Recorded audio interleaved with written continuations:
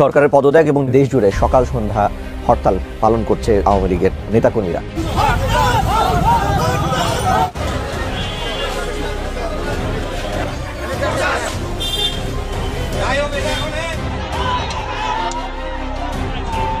আমরা মাঠে নেমেছি, এবার আমাদের বিজয় সুনিশ্চিত।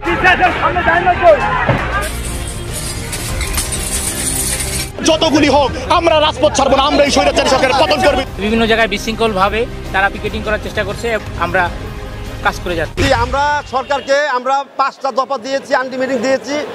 এই রাজপথে যদি জুলাই থেকে 5ই আগস্টের মধ্যে যদি জুলাই ঘোষণাপত্র না দেওয়া হয়, আমরা যারা অভিভাবক আছি সারা বাংলাদেশে শহীদ পরিবার, আহত পরিবার আবার আমরা রাজপথে নেমে আসবো।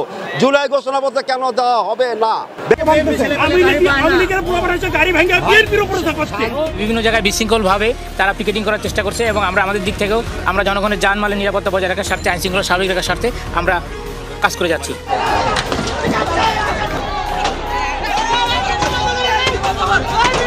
এনসিপি হঠাৎ করে এত টাকা পেল কোথায়? বাংলাদেশের সমস্ত জায়গায় তারা প্রোগ্রাম করছে এবং বড় বড় 5 স্টার হোটেলে তারা নাকি প্রোগ্রাম করছে আমি শুনেছি।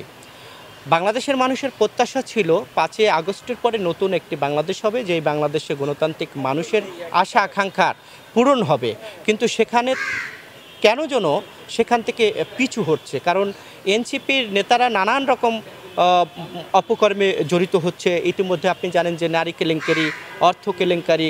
আমরা দেখেছি যে শেখ হাসিনা আমলে শেখ হাসিনার যে কাজের লোক তিনিও 5,000 কোটি টাকার মালিক হয়েছে।